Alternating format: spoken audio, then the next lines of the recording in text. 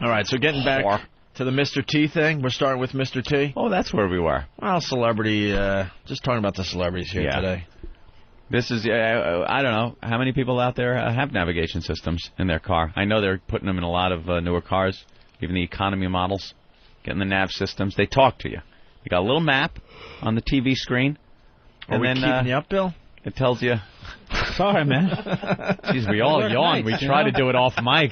Oh, did I yawn I sit here all day yawning. We started off with that boring story about the limo. We try to that regular guys like myself couldn't relate to. Regular guy. We try to keep the illusion that we're I come in here with my lunch pail. I punched the little time card, to get that XM check that's coming any day now. I punched the thing I've seen in movies that I've never seen in real life. Fuck you, I worked in a warehouse. I know exactly what it looks like. You worked in a warehouse. Where? House. When I went up in Massachusetts. Massachusetts? What was in this warehouse? Software. Housing. It was software. Software? What did you do? Drive the forklift? I unloaded the trucks, and we didn't have back in my day we didn't have forklifts. We had something known as a pallet jack. The pallet jack. The pallet jack. I hated the pallet jack. Your truck would back up, and it would always be like an uphill thing, and you'd be pulling out your lower back. It's like it's one step above just pulling the pallets out with your bare hands. Oh, yeah. You'd slide this thing. It kind of, they want you to think it's like a forklift. It's got 2 forks on it and wheels and a handle. And you have to run like as fast as you can just to get the forks into the pallet because the wheels get caught on the wood.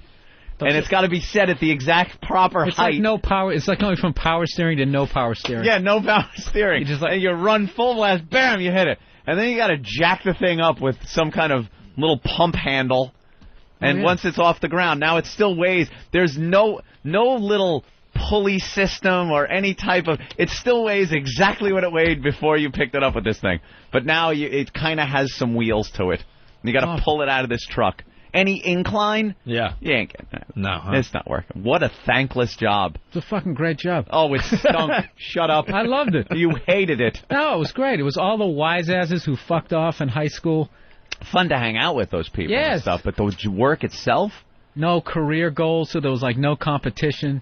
Just getting drunk every night. Yeah. No one had like, any of those jobs I had, no one had anywhere else they wanted to be. No. There was the old guy. There was always the old guy on the job that you assumed had a dream sometime, but he's like 55, pushing 60, and he's like still doing this shit. Oh yeah. And he's happy, he jokes around with the guys. I worked with the old guy. He was a Vietnam vet, and he used to be one of those guys who would like literally during the course of the day drink a case of beer and would completely be fine. Had the same guy used to drive the fucking truck with the sheet metal in it and drink Schlitz tall boys that he would like sneak into the truck, and the whole way I'm talking like maybe a 30-40 mile drive with the sheet metal in the back, and he's just drinking Schlitz. Oh yeah. And you'd never notice. I went out drinking him with him like one time, and it was like one of those deals. The only time you're on the same beer is the first beer. And then the rest of the time you had like literally have like a line of beers, and you're like just trying to suck this shit down. And this dude is just like, "You guys ready for another one?" This guy worked in in Vietnam. He was like in the DMZ, Yeah. And he had one of those anti-aircraft guns that he had pointed like horizontally, and would just shoot into the fucking tree line. We get him real hammered and get him to try to talk about those things. Some Vietnam stories. Hey Frank, how many people do you think he killed? I don't like talking about that shit. And we just fucking. It had to be 80 gooks. Yeah. A few beers later. 80 gooks. We called it air. Yeah. Air support. Naped them. All of them. But none of these guys ever had, like, anywhere else they wanted to be. Oh, yeah. They were happy to be there. They were looking toward, like, hey, you think we're getting the raise? They're negotiating the raises for the guys, and it's supposed to be, like, 3% the first year, and then 4% the second year. And I'm looking at what my pay is and thinking what 3% of that is, and it's like, we're fighting for scraps. Oh, it's great. You wouldn't miss any sporting event? No. You either went to it or you watched it? Yeah. You didn't have work to do in the next morning. You unload trucks.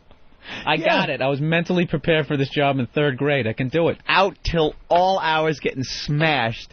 And just show up hungover. You know what's funny? I had absolutely no expenses. I was making, I think, like $260 a week. Right? I had absolutely by Tuesday every week I was just totally fucking broke and had absolutely nothing to show for it. Never went to the bank There was no bank in my life. I took the money that I had. I had to go to the company's bank to cash my check because I didn't have a bank to go to where it's like, you learn that by going to some bank with your check and go, I'd like to cash this. Do you have an account here? No.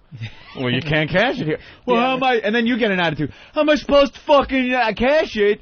Or make an account. I need the money now. You can't use that language. We're gonna have to need the money now. It's good. Bullshit. Call the number on the check. It's good. And you're just like a dirtbag.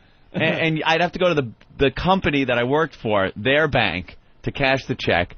And it would just end up this wad of cash in my pocket, and that's where it would stay. And I'd go to the bar, and boom, you're buying shots, you buy your cigarettes, you buy whatever you need.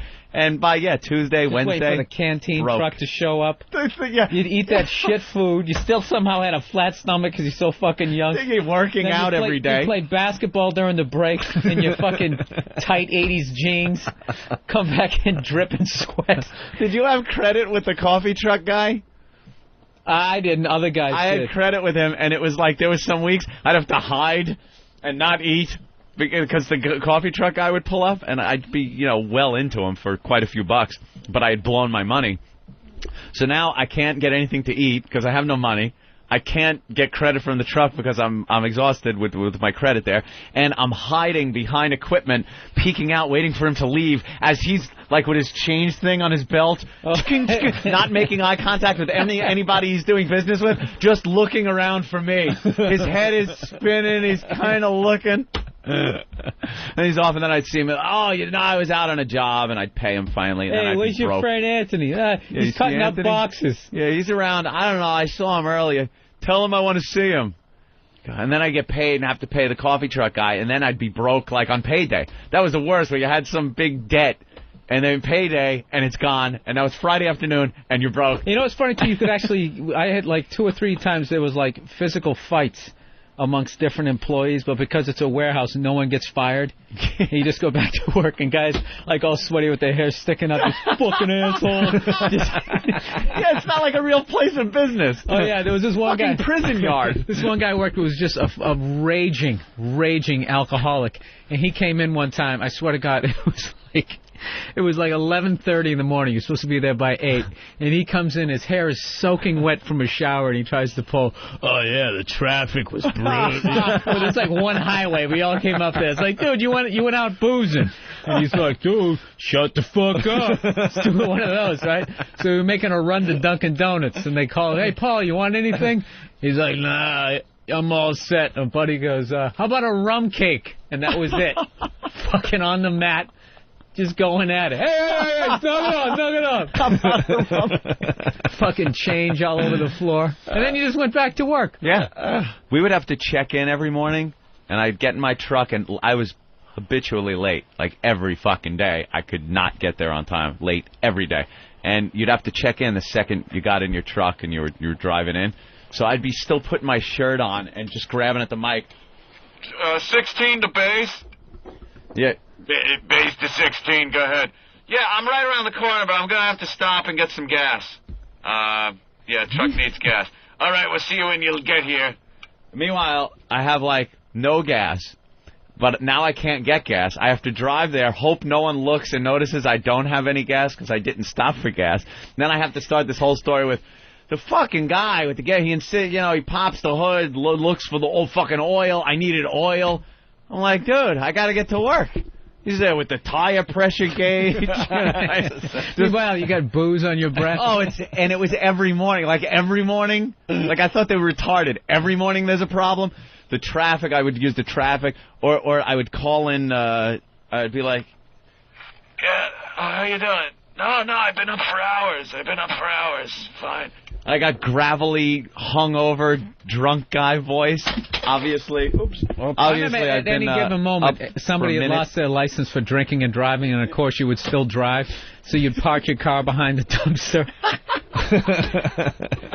Oh, it's fucking hilarious. I remember I got this one job in this warehouse. First day I get there, I thought the last one was crazy. This one was everyone there, the first one was just like alcoholics. I went to the next one. Everyone was like cokeheads. And I walked in there. What the fuck was this guy's name? He was one of these guys 6'7" and weighed 111 pounds.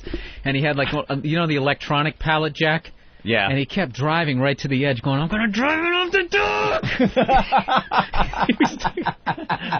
And everyone was just kind of nervously laughing, and I'm sitting there, what the fuck is with that guy? We used to use some pretty, like, hardcore machinery in the sheet metal shop. Big cutters where you were taking sheets that were 10 feet Oh, you worked in like the Bruce long. Springsteen fucking warehouse. Dude, it was you're making the shit. I'm going to cut up some steel. Well, I'm cutting up some steel. I'm hoping, Wendy, I get a big record deal. It was one of those awful fucking Allentown Bell. Oh, yeah. Just horrid places to work. And you're putting these big sheets of steel, these what amounts to giant razor blades, into machines and cutting them up into smaller pieces to be bent up into ductwork, to be loaded onto a truck, to be driven to a job, to be installed. And that's what the job was all about. And the machines we were working around, there was something called a brake. You ever see ducts? They're square. Right. How do you think you get that 90-degree bend in the sheet metal so nice and tight? It's something called a brake. I've often wondered that. Yeah, I'm sure you have.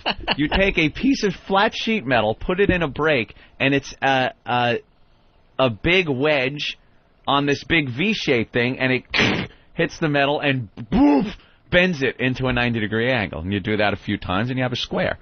And we're running these machines drunk off our asses. Just drunk and stoned. Everyone in the shop. There wasn't one person that 12 o'clock rolled around, we didn't go to the bar and OTB that was right next door and just slam shots, bet a few horses, and go back and run this machinery. You just did everything that's going to keep you in that job. Yeah, exactly. Right, exactly.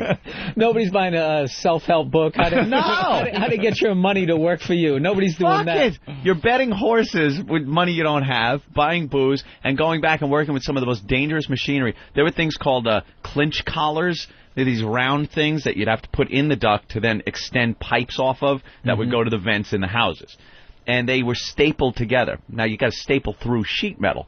So there are these giant Bosch staplers that are foot activated. And your fingers are like millimeters away from the actual mechanism. And you're just stapling. And every so often, bam, someone's thumb would get caught in there, finger, and you'd laugh at them. You just laugh.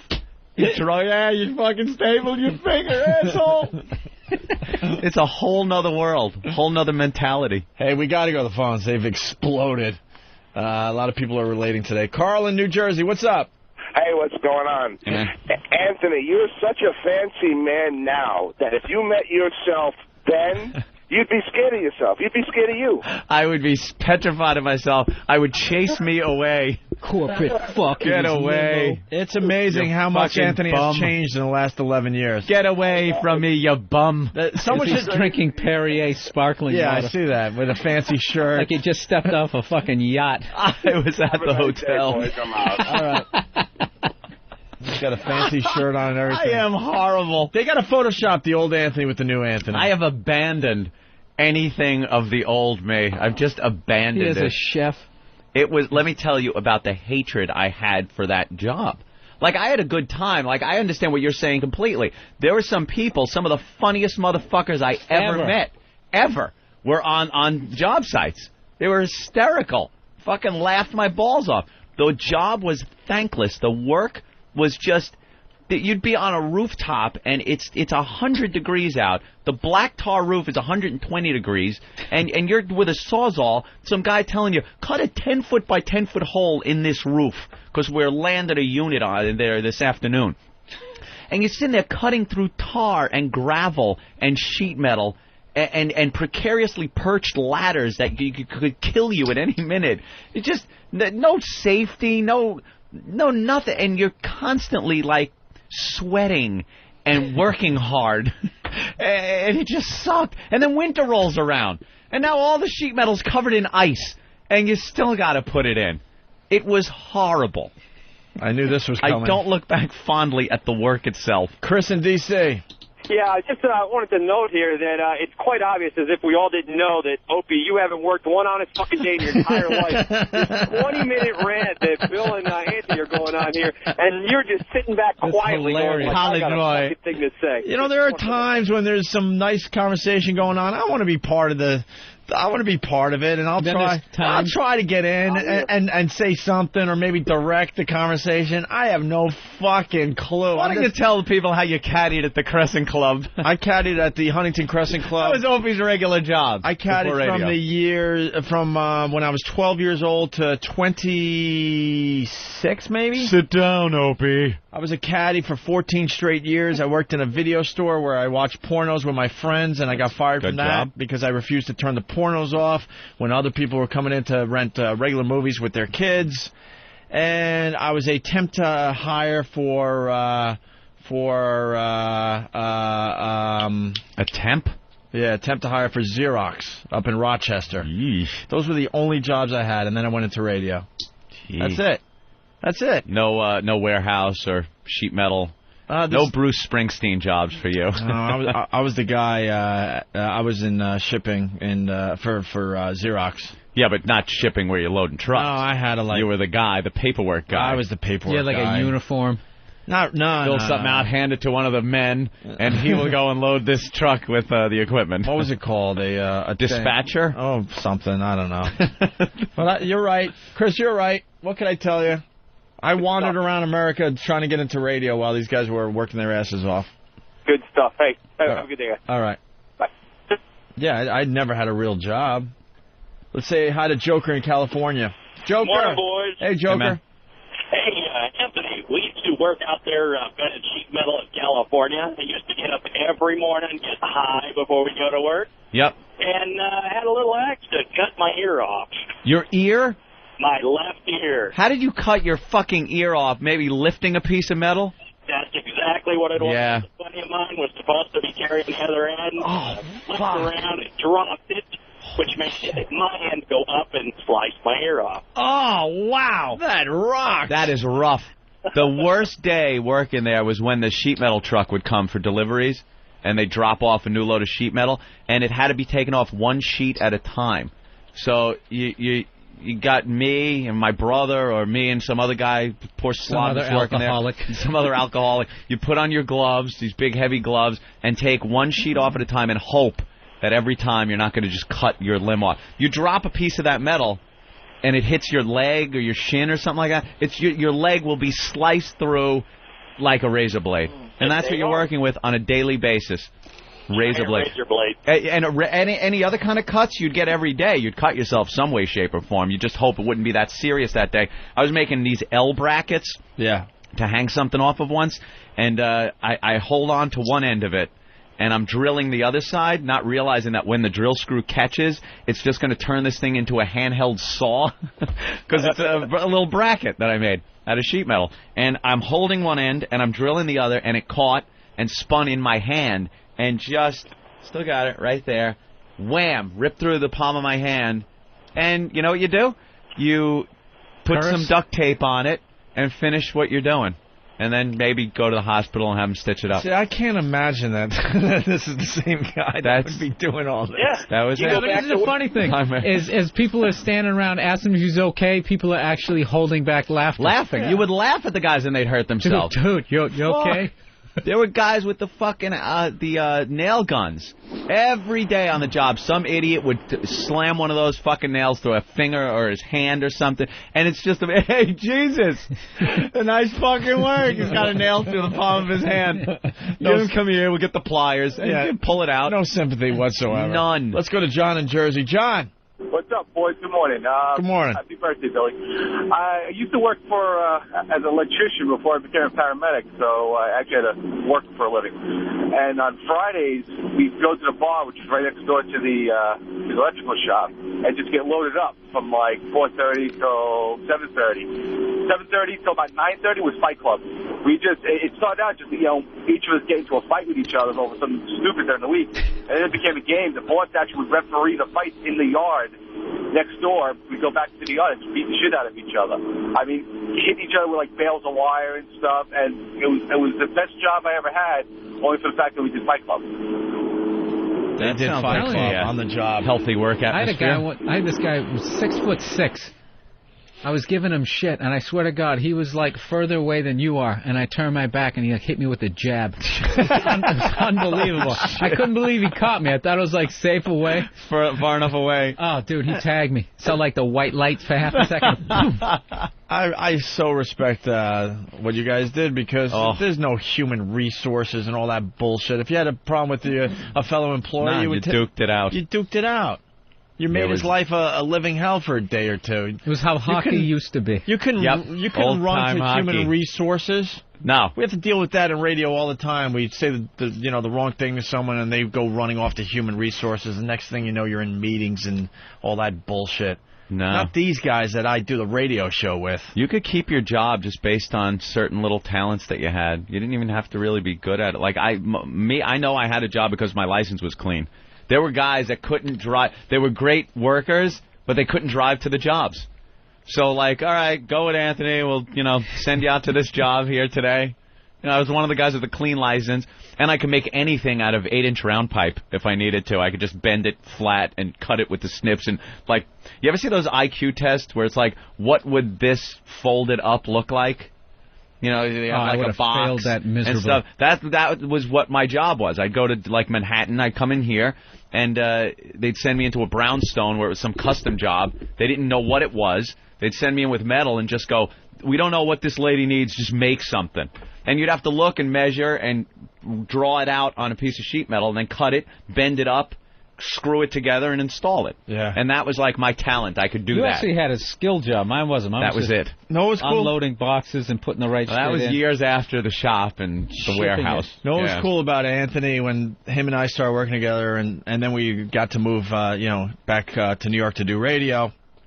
We got to do a lot of cool things on commercial radio, and we would be driving around this fine city of Manhattan, and Anthony would be pointing out all the buildings he worked in. Oh yeah, you see that air conditioner on the top of that huge building? I put that there. I helped install that. It's the size of a freight train car. And we would be on the way to maybe a photo shoot or some crazy thing, and he would just point out, stuff he did in his other life. It's another life. Every strip mall on Long Island.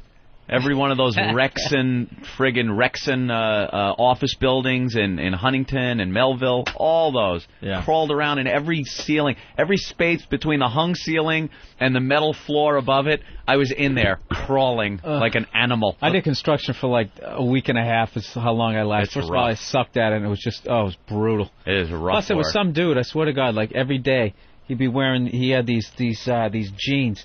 And he had this, I don't know, I told this story before, he had this big hole in his pants just to, I think, the right of his package.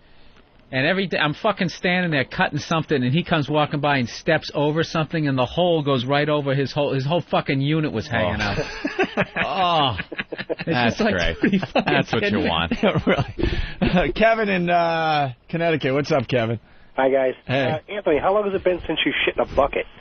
Since I shit in a spackle bucket. Wow, that's probably 11 years. Does it turn your stomach now? Since I've shit in a spackle bucket. There are times when I got to take a dump where I wish I had a spackle bucket around. Yeah, that's what you had to do. You go down into the basement. We'd be on these track jobs where they're building 800 of the same house. So it'd get pretty boring. You'd get it down to the point where you could finish a whole house in a couple of hours installing the ductwork in there. And you'd be on the job. You got to take a dump, and there's no fucking portable toilet. It's such a mess. You just grab a spackle bucket, go down into the basement of one of these places, find a corner to lean in, and everybody upstairs is yelling down at you. Shit in the spackle bucket, and that's why you never opened a closed spackle bucket. If you needed a spackle bucket, you could carry your tools in or grab some water for some concrete mix or whatever the hell you need it for. You would never grab one that's capped because if you open it up, what you're going to see in there. But at least we did that. The animal Portuguese cement workers would just shit in bathtubs. Like the people install a bathtub, and you'd walk into the bathroom, and there's just shit in the bathtub. Or if the toilet was installed, but the water hasn't been hooked up yet, there's just dried shit in the bottom of the toilet. People just shit and piss everywhere. If you buy a new house, it has been shit and pissed in every corner of the house. Yeah, that ground floor. Yeah. It's horrible. You know what? I don't think I needed to know that. Let's go to I didn't know about that aspect. Let's go to Tony in Brooklyn. Hey, Tony. Hey, boys. What's up? Best job I ever had. I worked at a lumber yard with a bunch of derelicts when I was like 18. So these guys would come in all banged up from the night before. One guy, basically, he made a fort out of the plywood shelf where he could sleep all day. And then, like, the boss would go around and find him. He had, like, a suite set up with, like a sleeping bag and a pillow and shit like that. Oh, yeah. There were definitely sleeping days, man. The other thing that was funny, too, was the nail gun fights where you just, like, start shooting each other with nail guns. You'd find your weapon of choice. We'd have these staplers that we'd just have fights with. You're absolutely right. Duct tape was the magic Band-Aid. Didn't matter what it was. You deal with it when you're done. Yep. All right, punching out. All right, thank you, sir. Let's say hi to Wade in Toronto again. Wade. Morning, boys. What's up, Wade? Hey, Wade. I was just thinking, Opie, you think manual labor is the president of Mexico, eh?